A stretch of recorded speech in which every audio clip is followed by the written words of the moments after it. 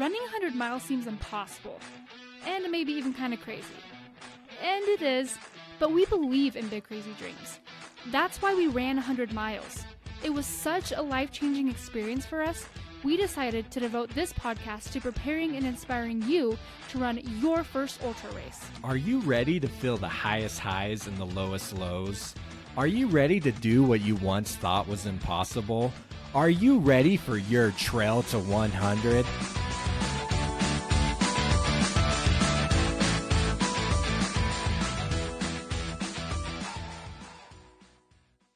Thank you for joining me today here on Trail to 100, the podcast made to help you finish your first 100-mile race.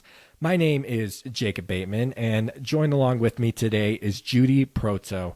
Now, Judy ran her first 100-miler back in 2020, and since then, she's ran an additional 6 more, with her latest 100 being the Vermont 100, one of the oldest and most historic hundreds in this country. A 100-mile race with over 17,000 feet of vert through the mountains and hills of Vermont. But Judy is also an older ultra runner in her 50s.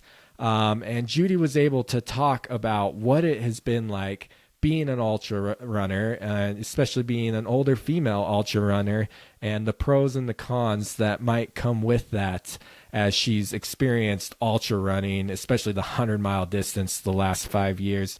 Judy had loads of good advice about what to prepare for, tips for your first 100-miler, and also the differences between a flat 100 and a mountain 100, having done both.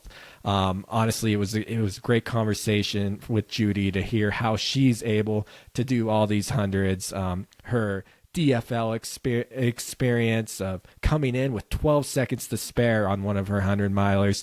She just had great stories, great experiences. So let's get to it. Judy Proteau. All right, Judy, thank you for joining me today. I am so excited to talk to you about your ultra running experiences. So thanks for hopping on. Oh, Jacob, thank you so much for having me. I'm super stoked to talk about this. Yeah, I mean, as we've been talking a little bit here before we clicked the record button, and been learning a little bit more about you. You ran 7 100-milers, and you now are about to go for your 8th next week. How are you feeling about to go for number 8? I'm excited. I did my very first 100-miler at this particular race, and so it's kind of like homecoming for me. So I know the race director, I know what the tent setup is like, where you park, and so there's a great deal of comfort, in knowing that, and I'm hoping the weather will be good. Have you ever ran like a repeat 100-miler before this, like gone and done the same one again? You Yeah, have. Is yeah. that a pretty nice feeling then when you sign up for that race? Because I've never done that. I've always done a different 100 every time.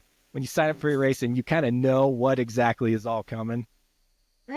Yes, and I would probably say here in New England, I live in Massachusetts, there's probably only less than a dozen 100-mile races in the area, in the drivable area. Yeah. And so generally you end up doing a couple of them just because of convenience and traveling.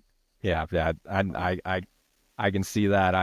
I do the same thing, but luckily out here in the West, there's a plethora of hundreds, so I haven't had to repeat any, but I do have a couple that I've been like, it'd be nice to go back there, and now that I have a little more experience to go try that course again. But anyways, Judy, from what I understand about you, you are an older ultra runner.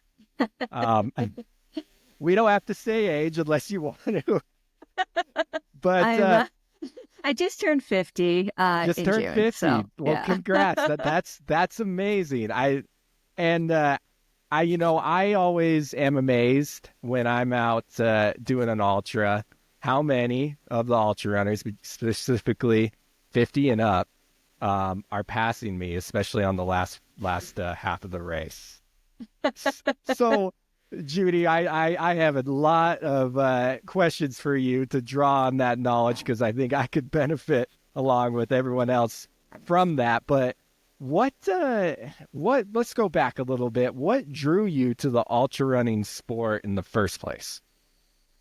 Well, it was actually only about 10 years ago when I first started getting into running.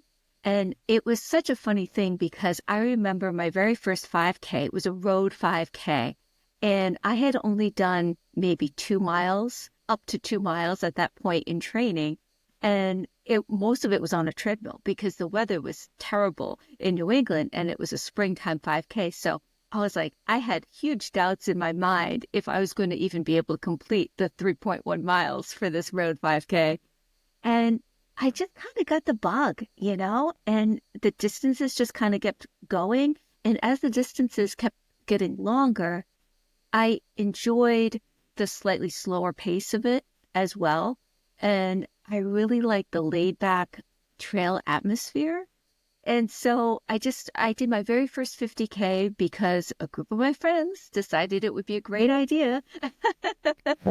And so I'm like, okay, 50K, I guess that'll be a good idea. So that was my very first ultra, and that was up in the hills of Vermont. So it was pretty crazy.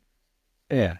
Did you ever think that 100 miles, did you find yourself as you first started getting into it and you heard of the 100-mile distance, did you think, I'm going to do that one day? Or are you going to be like, I'm probably going to stick with the smaller distances? I think after I finished my first 50K, to be honest with you, I was pretty smitten by the idea of these long, slow days out in the hills or out in the middle of nowhere.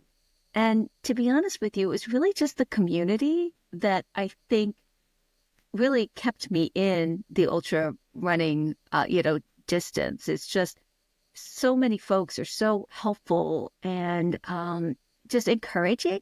And I remember that very first 5K that I did on the road, a woman tripped in front of me and she kind of fell. And everyone is just blasting past her, running, so fast. And I stopped and helped her because I was like, oh my gosh, are you okay? Yeah. Is everything okay? But so many folks in that 5K distance were so focused on shaving seconds, off their time that they didn't necessarily want to stop. And I found that was the opposite in the ultra running community. And I really love that. I'm right there with you. I was telling you earlier, I just went out and crewed and paced my father-in-law through his first 100. And when you're out there for a whole weekend, 2 days, and you're out in the middle of nowhere or the woods or wherever the race is being held, there's so much love there in the atmosphere. And everybody, not only just the runners are obviously sleep deprived, tired, exhausted, but it's also exhausting the crew and the pace. And so you're also sleep deprived. Everyone's sleep deprived, but I think it just breaks everyone down to this raw state where people just, nobody's worried about what everyone else is thinking. Everyone's just there with the same goal, and they're there to help one another out. And I'm with you 100%. The community that you get, that kind of atmosphere just fills you up. And it's hard to step away from something like that once you get a taste of it. It's really cool because especially here in New England, the trail running community is relatively small. And so you end up seeing the same, 50 or 75 type faces, over and over again at some of the same races. And they're either running it or they're at the aid station. And let me tell you, there's nothing better than rolling into an aid station at 2 a.m. where you're totally exhausted and you see your friend from the race that, you met her 3 years ago at one of the races, and they're smiling and they're helpful. Best feeling in the world. Yeah. It really is. It really is. Like I said, I don't know, something about doing those distances with people just tears down those walls that the world puts up, and you're able to really get to know people on a more personal, just it's like friendship gets accelerated. Anyways, but so what was your first 100-mile race? My first 100-mile race was called Hamster Wheel, and it's a 4-mile looped timed race, and that's up in New Hampshire. Yeah. And it's a little bit tough because it's 4 miles. It's a 4 mile loop that you repeat obviously 25 times. And it's just it's on a rail trail, so it's relatively flat and there's, kind of a hill at the end. But it was also during COVID times. So it was in 2020, and it was one of the very few races that was being held that year. And so there were a lot of different, protocols that we had to do. And really up until 2 or 3 weeks before the race, I didn't even know if it was going to happen just Yeah. because last minute regulations were changing and things like that. But it's held the first week in November. And so I trained the whole spring and the whole summer because I said, I'm just going to try this and see if it works. And you said it was 2020. That was the year you did that. Yes. So 5 years ago. So you're in your mid 40s then. Did you ever have any doubt, like, I'm too old to be doing this. What am I doing trying to go run 100 miles? How did you deal with those kind of feelings? Well, to be honest with you, I feel my age when I go and try and do a track workout. The More speed than work. like, I just I don't really do a lot of 5Ks anymore, but I recently did a 5K and it was like, oh man, why am I trying to shave off 5 seconds off my time? Yeah. And, really the lactic acid buildup, it's so uncomfortable. And I always think about it like it's like a flame. Like you can either hurt for a very short period of time a lot, or you can hurt for a little bit over 24 hours or 28 hours. Yeah. So how did that first 100 go for you then? It was an incredible experience. It was definitely tough and challenging. I had actually done 100 kilometers at that race like a couple years before. So I knew the setup and I knew the course itself. And I knew what I needed to bring in terms of a canopy and sleeping bag and all that stuff. So that was really helpful that I'd already done it before. But a couple years had elapsed and then I decided to go for the 100 there.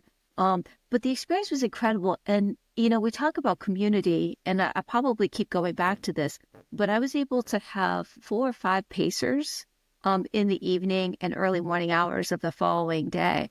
I finished in about 25 hours. So it was, night and early morning that I had the pacers.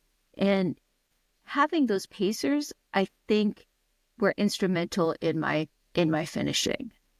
What did they do that was so instrumental? I think being there for moral support, and we had kind of talked about it before the race. So they asked me, what do you want us to do?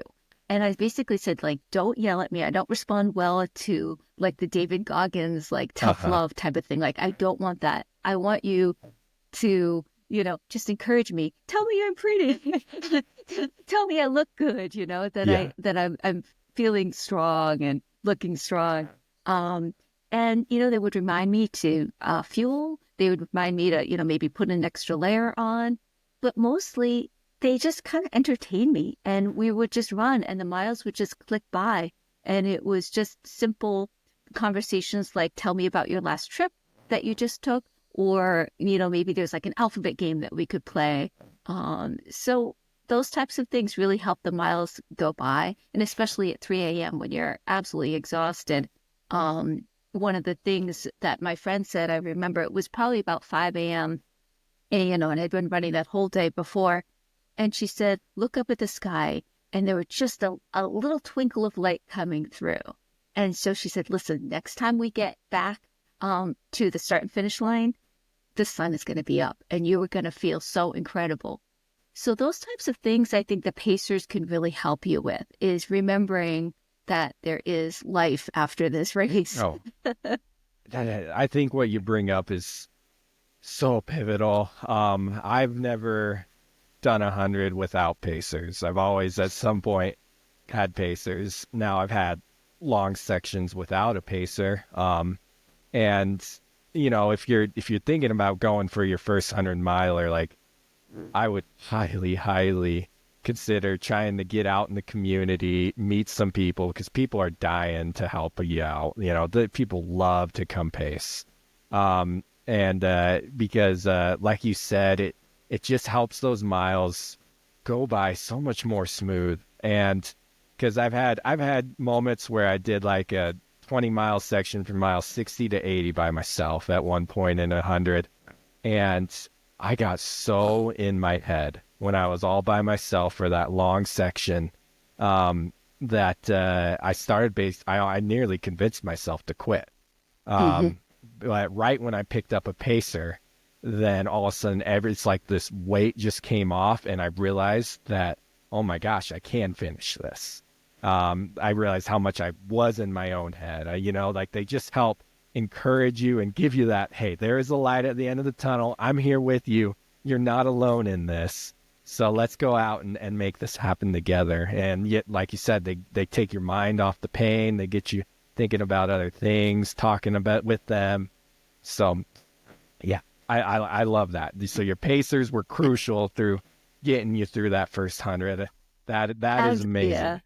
I've Yeah. done races without pacers and I've done races with, and I will say my time is generally better when I have the pacers, and I just have a better overall experience when I Yeah. have a pacer or two that can come and help. Yeah. Yeah. I haven't done the whole without yet, so it sounds like it could get lonely, especially if there's long sections to the course where you don't see anybody. But anyways, so having run 700s, do you have like a favorite 100-mile race that you've done? Well, it's always the most recent one, right? So Okay. I just completed Vermont 100, which was in July of this year. And I will probably say that that was the most difficult race I've ever done, but also my favorite to date. So, yeah, and I'm really curious about this Vermont 100. I know it's one of the oldest hundreds in America. For a West Coast guy here, I would love, tell me more. I know a lot of our listeners are here on the West Coast. Give us the overview of the Vermont 100 race, of what drew you to it, what the course is like, and such. Well, what drew me to it was just the history behind it. It's kind of a cool race because there's actually there's a horse race that runs concurrently with the trail race portion of it. Wow. So that's really cool. So I had never experienced that sort of thing. And, they kind of give you a briefing ahead of time of what to expect about running with a horse, and you don't want to spook them or anything like that. But that was really kind of cool. And also the scenery in Vermont, that also drew me to it. Vermont is just, especially this time of year with the fall foliage, it's just the quintessential Vermont area where there's covered bridges, there's beautiful gravel roads, lots of farms, lots of animals, and a part of it I think goes through Vermont State Forest. So there's a gorgeous like wooded area, streams.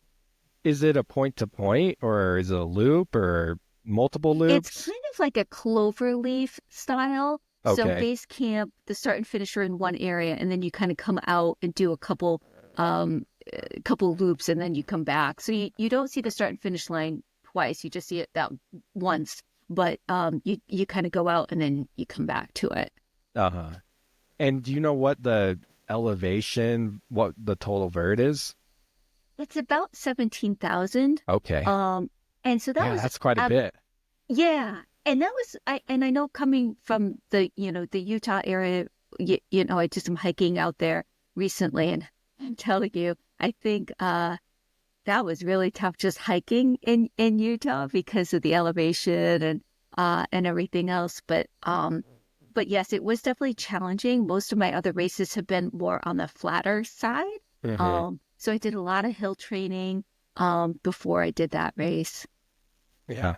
And it's a bigger race, isn't it? You know how many runners they have? Yeah, it's about 400, I think. Okay. There's also a 100K that runs concurrently as well.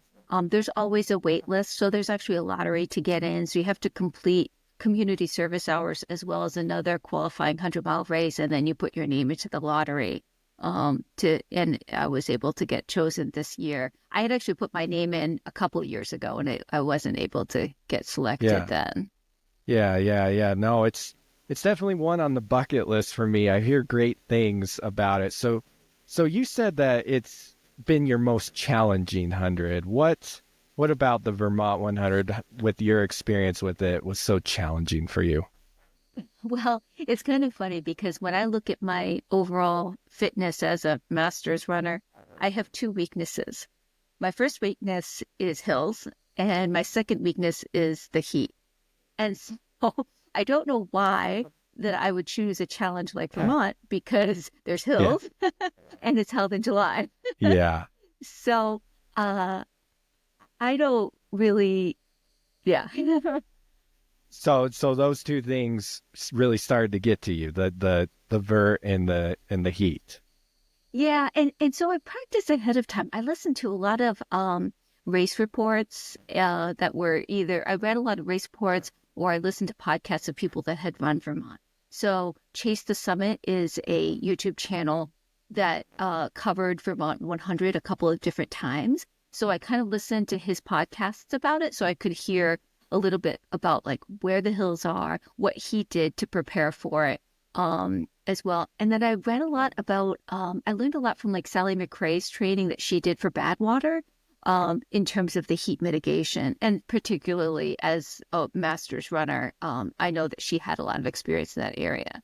So for me, for the heat portion of it, I had white arm sleeves that I would have tank top and then white arm sleeves. And so every aid station, I would stuff the arm sleeves.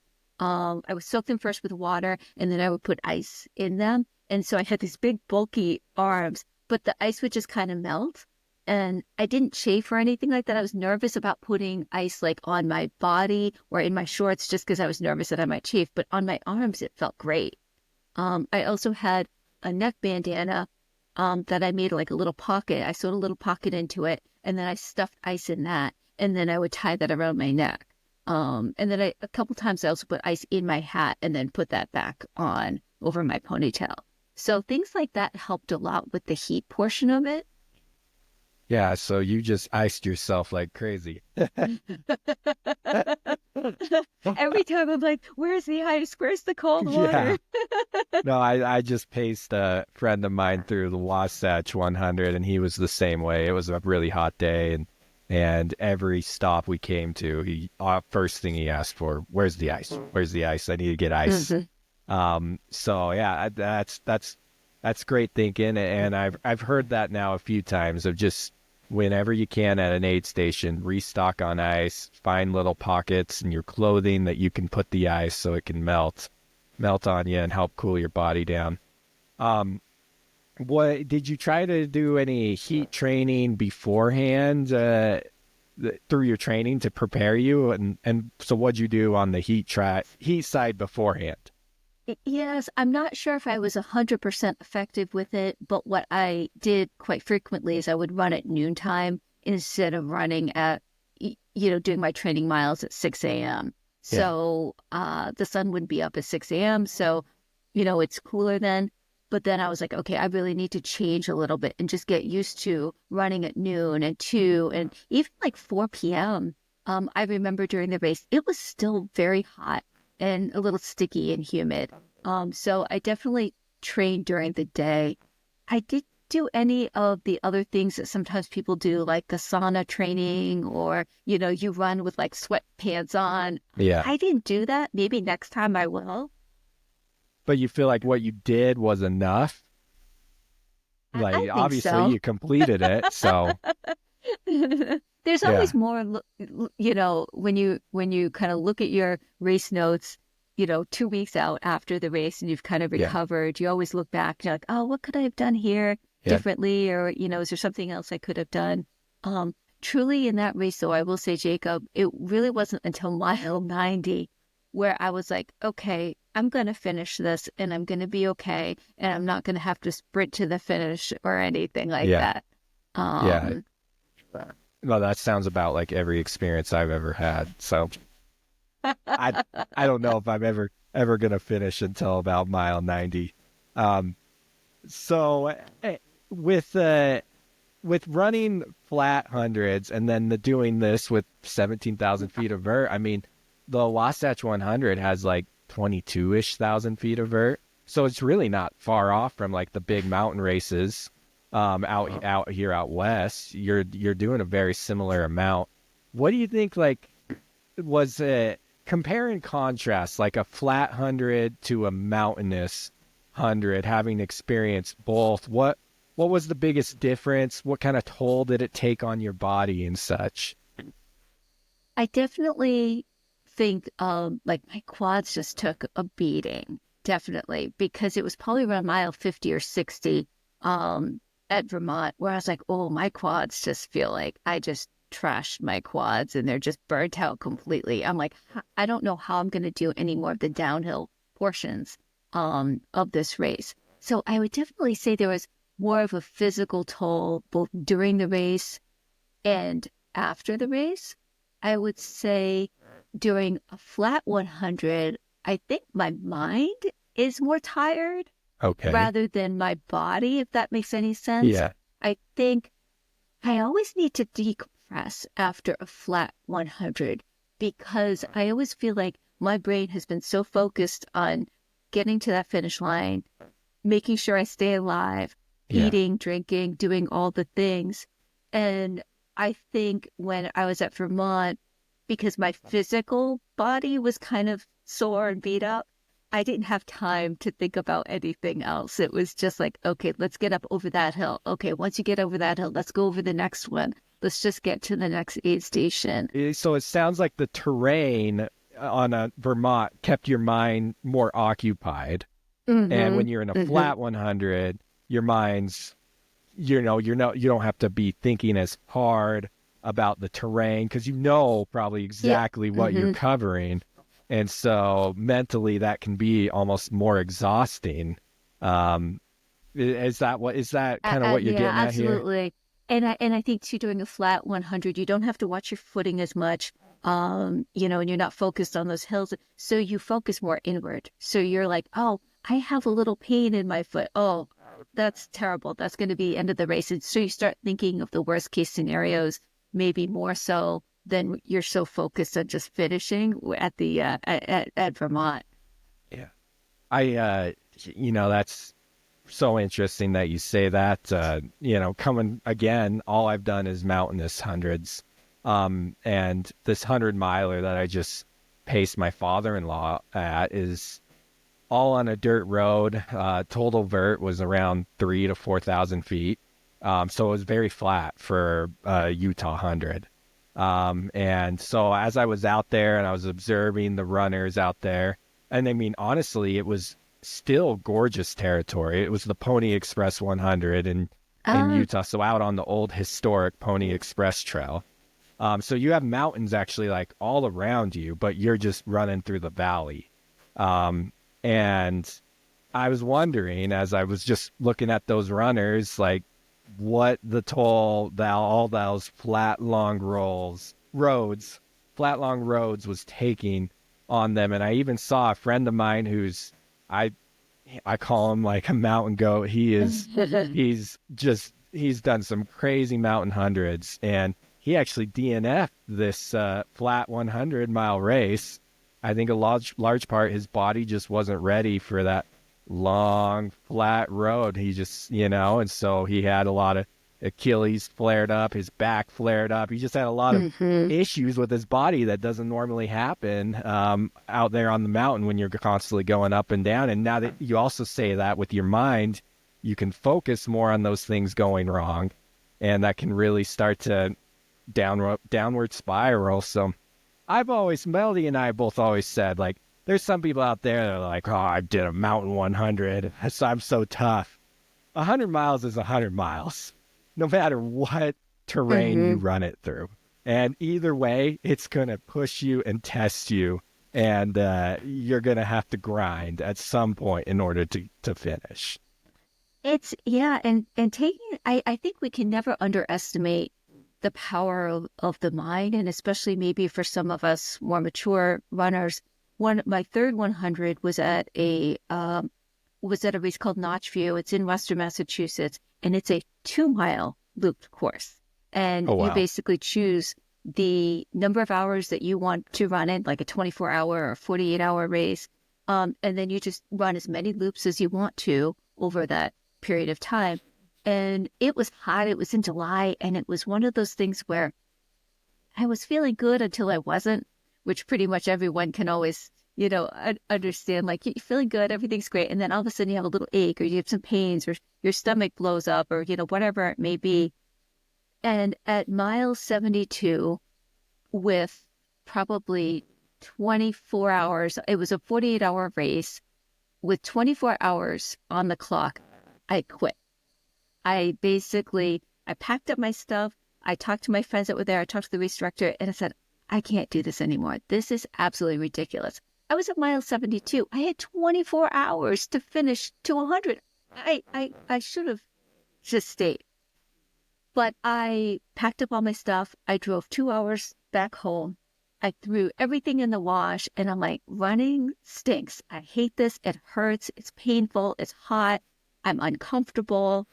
And I threw my sneakers in the wash, which, if when you run, you throw your sneakers in the wash, and then you put them in newspaper. So it's going to take a couple of days for them to dry. Yeah. So that just shows how much I hated running. So I had this huge dinner. I took a shower, had this huge dinner, went to bed, still feeling terrible about myself and not feeling great. 4 a.m. Sunday morning, I wake up, and I was like, what did I just do? I'm like, I just quit this race. I had already run 72 miles. It's not that much farther to get to 100. And so I sit up in bed, just like something just woke me up. And I'm like, I have to go back. And at that point, I didn't even know if the race director would let me back on the course, because I had handed in my bib and, handed in the tracking device. I'm like, I'm down with this. This is ridiculous.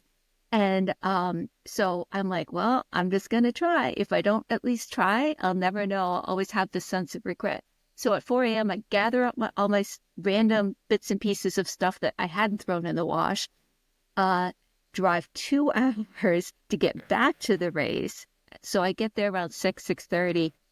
I see the race director, and I beg him. I'm like, please, just let me back on the course. I want to try and finish. And so by that time, I had maybe 5 hours, something like that, to run 28 miles. Oh, wow. And my last mile was a 7:15. Wow. Because I was terrified that I was going to be the girl that runs 99 miles and times out. Yeah. I had 12 seconds left on the clock when I came back to camp. How did that feel? Amazing, scared, all the feels. And during that last lap, I kept just envisioning, I'm like, how is it going to feel if I come home literally empty-handed? So I started thinking about the buckle, and how buckle, it's cold and it's heavy. I kept thinking, how is that going to feel in my hand? It's going to feel so good when he hands that buckle to me. And that's what got me through that last mile, because it's really hard to run a fast finishing mile when you've already run, You have 99 miles on your body in the last, 40 hours. So wow. I came in DFL, but honestly, I'm so glad that I went back and tried. And I'm so glad the race director let me back on the course. When I came back, and actually, it's such a small community-based race that they had actually sent out a couple runners who already finished with the race, on the course. And they weren't pacing me, but they would just, they were standing at certain strategic pots saying, hey, listen, you have 2 minutes left. You have 1 minute left. You only have half a mile left and you're almost back to camp. And I remember there's a hill that goes back up to the start and finish line. And I was dreading that hill. And someone was at the hill and they're like, come on, you can do it. You can do it. And there was another guy there and he's just like, listen, 10 seconds and you can do this. And I'm like, okay. So it's just people, I was crying. And then when I got back to camp, I got a standing ovation, Jacob. I've never gotten a standing ovation ever. Everyone was on their feet cheering for me, which was unbelievable. And later on, I found out people were crying and really upset, scared that I wouldn't make it. Okay. And that just goes to show the community, that we have. Oh, yeah. Yeah, I know when I've ever seen the DFL come in, and I've seen someone even miss the cutoff by like 2 minutes there at the 100-mile finish line, and I remember seeing that guy. He came across, and he was like standing crooked. You know, obviously his body had been through it all, and the race director gave him a big hug. You know, he'd come in 2 minutes after, and he was just sobbing, and everyone just wanted to just go hug this man, and you know, you're just cheering so much for I think DFL is cool, to be honest, those people, because, you know, that's a story. You have a story behind that. You went home, you know, you felt so frustrated, you just thought it was over, this was stupid. Everything you say, I relate so much to. I get exactly where you're coming from, Judy, and it's lucky. It's amazing though. Not everyone has your experience like you, because they'll call it and they'll go home and you know, they can't make it back out on the course. But it's amazing that you made it back out on the course. You went home, made yourself food, went to sleep, come back, and then come out and pound out 28 miles in 5 hours. It's amazing that you got to come back and redeem yourself still to get that buckle. And honestly, I think what you're sharing is every first time 100 miler, I think, should hear that story, because you're going to get to a point where you just think this is the stupidest thing in the world, and you don't know why you're doing it, or you can't remember the why. And not everyone has a chance to get back out on the course though. So think long and hard before you step off, because most people who step off, when they get home, they think, what did I just do? I could have finished that. You know, I was just so in my head about it all. If I just would have got out of my head and kept moving, I could have finished that, you know? So anyways, thanks for sharing that, Judy. And before I let you go though, I got to pry a little more, because you've talked about being a masters runner. Do you think, and Phil, now obviously I'm 30, you got 20 years on me. So you got 20 years of, I guess you could say, more aches and pains with your body, but also, are there any pros though about maybe being an older runner that you think maybe kids in their 20s, especially pertaining to the 100-mile distance, what are the pros of being older and going out and doing this? I mean, I can only speak to me and to my experience, but I will say that I have probably a little bit more patience with myself, as well as other things that might be happening, to me. Life hasn't always been easy. And so, life's kicked me around a little bit. And so you can kind of take that experience and say, well, I've lived through this. I can get through the next 5 miles. So having maybe some of that life experience as a master's runner definitely helps. Also, I will say, in terms of training time, my kids are in college now. And so I have a little bit more time and flexibility. My career is established. And so I have a little bit more of that time and flexibility to do the training, training that it takes to get to that level. And I can take longer hours without having to worry about, I should really get back so I can watch the kids and make sure everyone's okay. I know you and Melody are kind of at the beginning stages there. We're figuring that out right now. You're in the thick of it right now. Yeah. But it definitely does get easier slightly to balance the training and the work and the life. Yeah. As a master's runner. Yeah. It's obviously, I'm not experiencing that right now. Like I myself, Melody, both I took a step back this year from the longer distances because I did do a 50 miler, but that was the furthest, even though 100 miles is my favorite distance because, we got a little 1-year-old boy, changed jobs, we moved. Life was hectic. The thought of putting in all that time into working towards 100 honestly just felt like more of a stress and a burden than like a joy. And when I realized that, I'm like, okay, this year isn't the year, and that's okay. And so, yeah, I guess, and I did see my father-in-law. In contrast, I saw my father-in-law. I'm comparing this because he's about your same age. Mhm. And I saw him, all of his kids are grown. They're out of the house. And so it does seem like he does have a little more time than when the kids were home. And that's what Melody, my wife, was telling me. And I just saw him run his first. And I realized, that I was just like, wow, there is some advantages to being an older ultra runner. And I saw him just grind also. You mentioned life experiences. I know when I ran my first 100, I wanted to quit so badly, so many times, because I thought that there's no way I can go any further. There's no way I can do this, like my body can't handle any more of this. Like I've proved enough already. And luckily I had friends and family that wouldn't let me quit. But I kept waiting for that moment with my father-in-law, and it never came. And I was out there, I was with him the whole time. I met him every 6 miles. And as I was out there, I just came to realize it's not going to come, because this man has been through a lot of crap in life.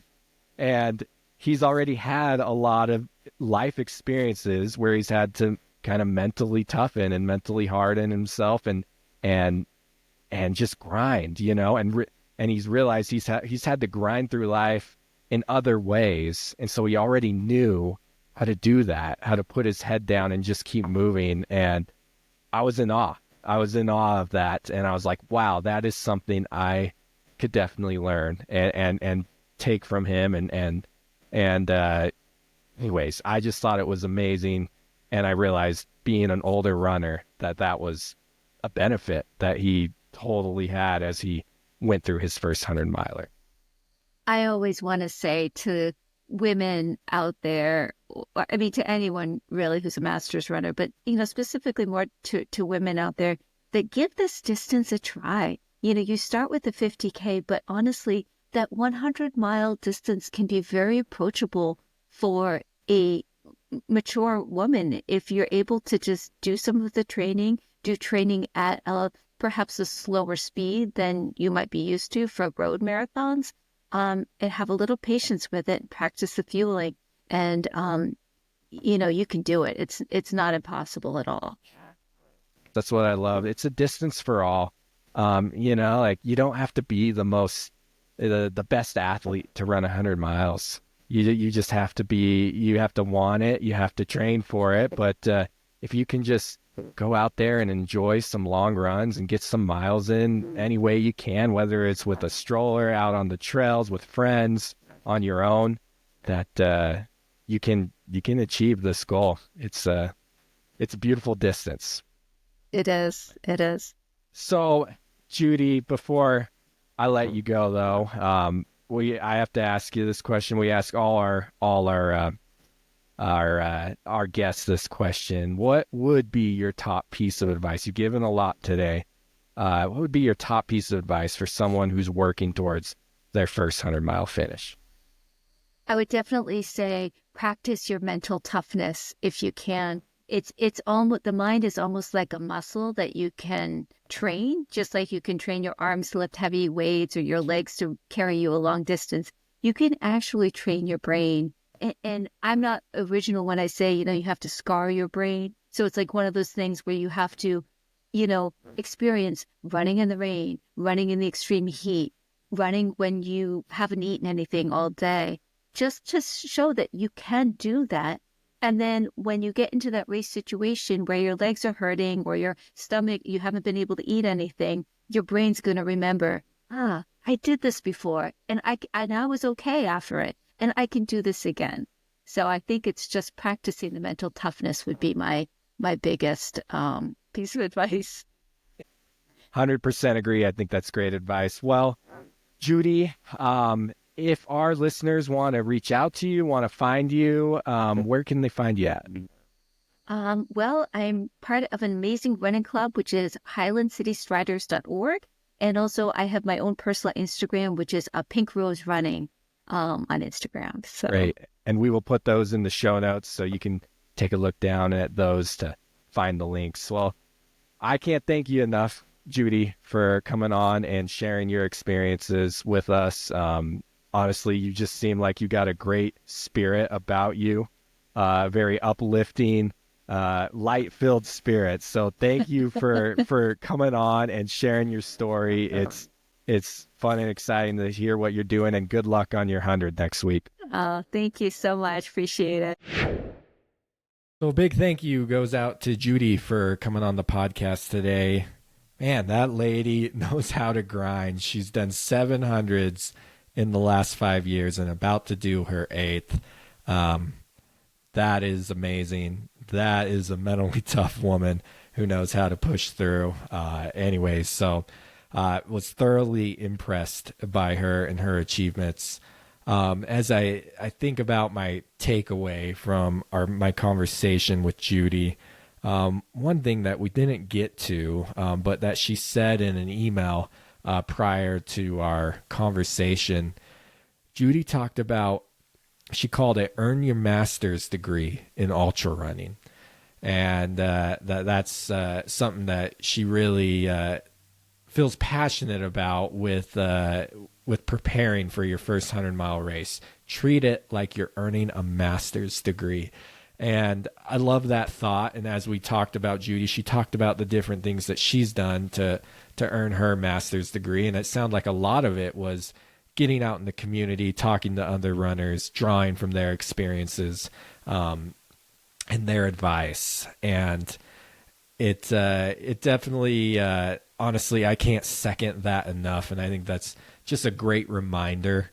If you're preparing for your first 100-mile race, earn your master's degree. Get out there. When you're going for a degree, you got to do group projects. You got to interview people. You got to figure out where people are, where you want to be, and then you find those people that are there, and you put yourself around them. You get to know them. You pick their brains. You ask them what their advice is in order to get to where they're at. And that's something that I didn't do a lot when I was preparing for my first 100.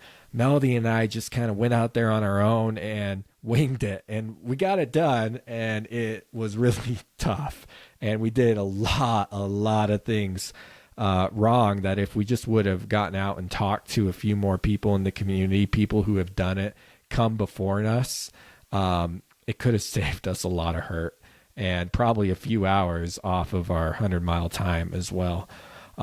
So I think that's just great advice from Judy, is to earn your master's degree in ultra running. Treat it like that, and you'll get that 100-mile finish behind you. So thank you, Judy, for joining the podcast. If this episode has helped you today in any ways, or if you can think of someone that this might help, I would ask that you send this episode along to your friend or someone else so that we can help get this 100-mile message out.